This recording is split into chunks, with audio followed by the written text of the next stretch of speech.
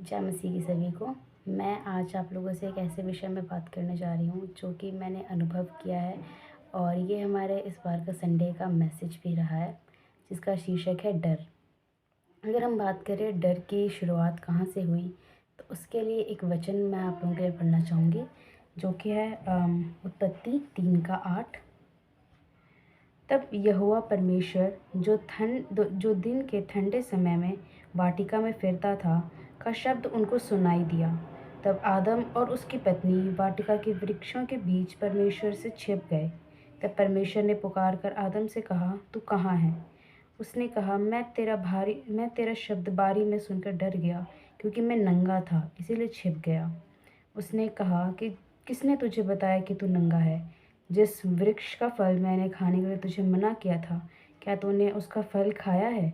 आदम ने कहा, जिस स्त्री को तूने मेरे संग रहने को दिया, उसी ने उस वृक्ष का फल मुझे दिया और मैंने खाया। तो हम देख सकते हैं कि पाप की उत्पत्ति आदम और हवा के टाइम से हुई, जब परमेश्वर ने जिस फल के बारे में परमेश्वर यहोवा ने उन्हें मना किया था कि तुम इस वृक्ष का फल ना खाना, शैतान के बहकावे में आके आदम और हवा ने उसी वृक्ष का फल खाया और उन्हें पाप के बारे में बोध हुआ। और परमेश्वर के वचन में लिखा है कि पाप गर्भवती होकर मृत्यु और डर को जन्म देती है। तो हमें अपने जीवन से पाप को हम कैसे मिटा सकते हैं, अगर हम इस टॉपिक पे बात करें, इसके लिए हमें कुछ चीज़ों को बहुत ज़्यादा ध्यान देने की ज़रूरत है। जैसे कि सबसे पहली चीज़ है कि हमें परमेश्वर का भय मानना है, जो बहुत ज़रूरी है हमारे लिए। परमेश्वर के वचन को पढ़ना, उसके वचन पे चलना और उसको सीरियस लेना बहुत। हमें परमेश्वर के वचन को डेली पढ़ना चाहिए, हमेशा हमें परमेश्वर को अपनी फर्स्ट प्रायोरिटी देनी चाहिए। जो भी परमेश्वर हमें सिखाते हैं, उसी हिसाब से हमें अपना जीवन जीना चाहिए। दूसरी चीज़, हमें परमेश्वर पर विश्वास रखना चाहिए। जिस प्रकार परमेश्वर के वचन में लिखा है कि यहोवा ने अपने इकलौते पुत्र को इस संसार में हमारे लिए दे दिया, ताकि जो कोई इस पर विश्वास करे वह नाश ना हो परंतु अनंत जीवन पाए। तो हमें परमेश्वर पे विश्वास करना है कि वो हमारे सारे पापों से हमें शुद्ध करेंगे।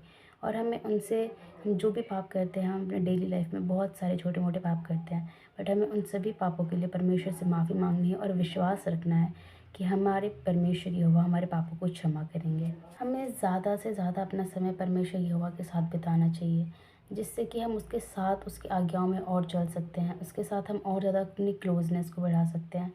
और जितना हम उसके साथ क्लोज़ रहेंगे, परमेश्वर यहोवा हमें उतनी आशीष देंगे, हमारे पापों को क्षमा करेंगे।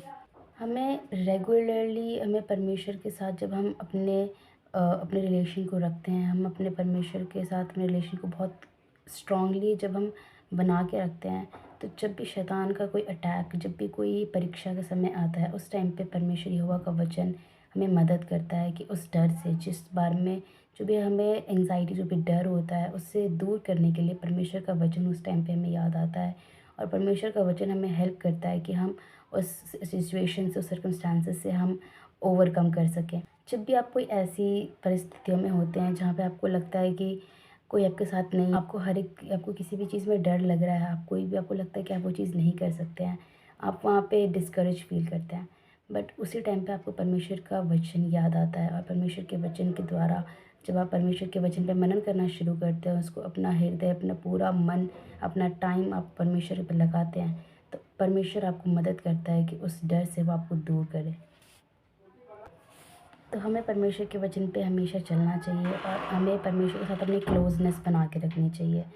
इससे हम किसी भी प्रकार के डर को हम अपने जीवन से दूर कर सकते हैं। और कोई भी परिस्थितियाँ कुछ भी आए, तो परमेश्वर हमें उस टाइम पे हेल्प करता है कि हम उस डर को दूर करें। और फिर हमारे जीवन में हमें किसी चीज़ का डर नहीं रहता और हम परमेश्वर के साथ अपने जीवन को अच्छे से और शांति से जी सकते हैं। Thank you.